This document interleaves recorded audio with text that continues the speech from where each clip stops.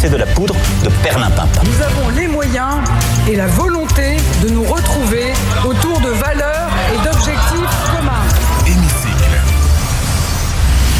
Bonjour Laetitia Krupa. Bonjour Steve, bonjour à tous. Ravi de vous retrouver, chère Laetitia, vous êtes éditorialiste politique sur la chaîne publique Sénat. En cette 14e journée de mobilisation contre la réforme des retraites, vous voulez aborder un sujet plus large qui concerne l'avenir de la société française dans son ensemble, la responsabilité des responsables politiques et syndicaux qui ont soufflé sur les flammes du mouvement social de contestation. Oui, parce qu'il y a bien, Steve, une responsabilité de ces leaders quant à l'avenir de notre démocratie. Laurent Berger le reconnaissait ce matin au micro d'Europe 1, cette 14e journée de mobilisation et sans doute la dernière parce que les Français ont compris, c'est lui qui le dit, Laurent Berger, encore leader de la CFDT.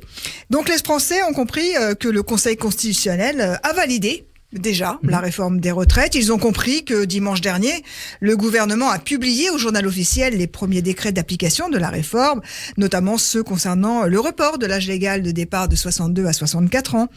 Mais il reconnaît aussi, c'est un paradoxe, finalement, que l'intersyndicale refuse d'abdiquer.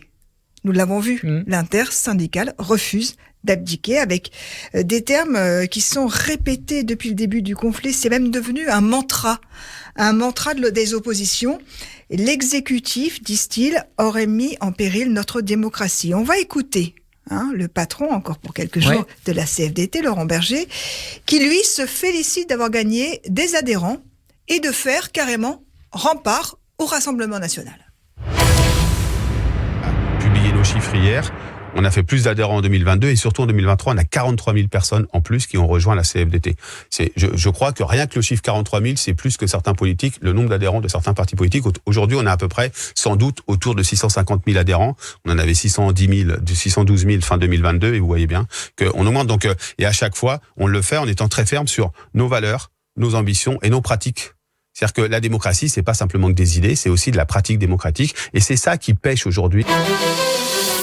Et donc, Laetitia, ce n'est pas le Rassemblement national qui sortirait gagnant de ce conflit. Pour l'instant, tous les observateurs, tous les sondeurs disent que c'est le Rassemblement national qui a gagné. Mais il est encore trop tôt pour le dire. Nous verrons cela en 2027 lors de l'élection présidentielle. Mais vous avez raison, Steve. C'est quand même toute la question. Qui va tirer profit de cette rengaine répétée par toute l'opposition, celle du déni de démocratie exercée contre le peuple par le pouvoir exécutif. Ce matin encore, Anne Hidalgo, maire socialiste de Paris, et Aurélien Pradié, député LR du Lot, deux opposés, donc, ont répété cette même idée, l'une sur France Inter et l'autre sur LCI. C'était donc ce matin, à peu près au même moment. On les écoute. Il y a une volonté de quelques-uns très puissants, avec des intérêts économiques très puissants, de tout prendre. Ils sont dans une prédation totale des ressources de la planète, de l'exploitation humaine. Et en plus, aujourd'hui, la démocratie est complètement inexistante. Je vous le redis, c'est très grave ce qui se passe. Ce qui se passe la démocratie, ce néolibéralisme. Anne Hidalgo, avec ce néolibéralisme. Il y a eu des élections. Oui, mais il y a eu des élections présidentielles. Oui, personne n'a voté pour cette loi sur les retraites et tout le monde a voté contre quoi ? Contre le péril de l'extrême droite. Et qu'est-ce qui va se passer à l'arrivée ? Le péril de l'extrême droite. Pourquoi ? Parce que la démocratie est en train de s'effondrer. Sûrement qu'il est temps de passer à autre chose. Mais je l'ai dit depuis l'origine, lorsque ce texte a été passé en force par le gouvernement, j'ai considéré que c'était un texte empoisonné. Et le poison lent est en train de se propager à la fois dans tout le corps social. On le voit, cette réforme n'est pas acceptée par les Français. Non pas parce que les Français refusent la réforme, mais parce que c'est une réforme inefficace et injuste. Et puis, il y a un nouveau poison. Ce poison, il est en train aujourd'hui d'intégrer le corps démocratique. Anne Hidalgo, Aurélien Pradié, selon vous, Laetitia, ces messages sont dangereux. Ces messages qui sont sensiblement les mêmes, vous les avez écoutés, ce ne sont pas les mêmes mots, mais l'idée est exactement la même. Oui, évidemment, ce sont des dangers pour notre démocratie. Ce sont eux ceux qui continuent de mettre les Français dans la rue aujourd'hui et jeudi, alors qu'ils savent très bien, ils le disent même ouvertement que le jeu est plié. Laurent Berger vient de le dire, vient de le reconnaître. Mais ils continuent, ces leaders syndicaux et politiques, à attiser la colère et le ressentiment des Français.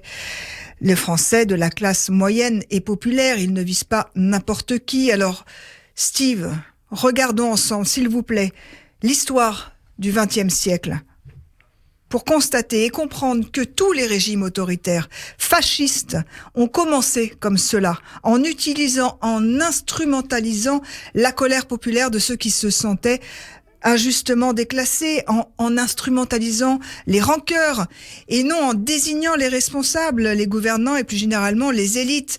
Et même Steve, on va aller un peu plus loin. Oui. Alors certes, il y a toute l'histoire du XXe siècle. Vraiment, il faudrait rouvrir nos livres d'histoire. Mais on va regarder par exemple comment Erdogan, en Turquie, a assis son règne. Il s'est imposé comme l'incarnation du petit peuple. On lui doit cette expression. Il se vengeait, lui, des injustices qu'il avait subies en tant que membre d'une classe défavorisée. Il a vengé son propre destin.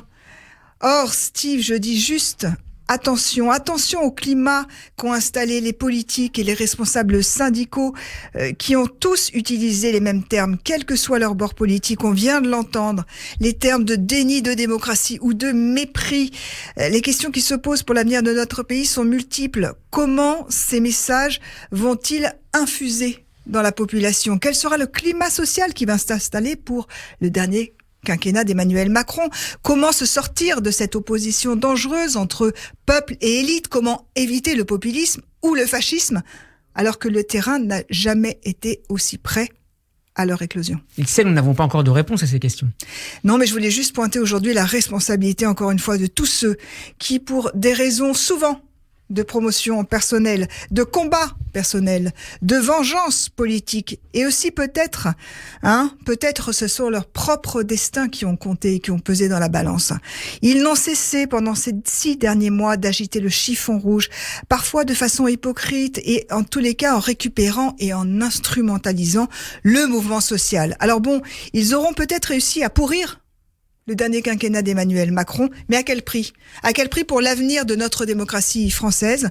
Si le populisme ou le fascisme s'installe en 2027, ils devront reconnaître devant le peuple français, si maltraité, leur part de responsabilité. Merci beaucoup Laetitia Krupa d'avoir été avec nous. On peut retrouver votre chronique en podcast sur radioj.fr. Nous serons demain en compagnie de David Rebaudel du Journal du Dimanche. Très bon après-midi à vous et à mardi prochain. À mardi.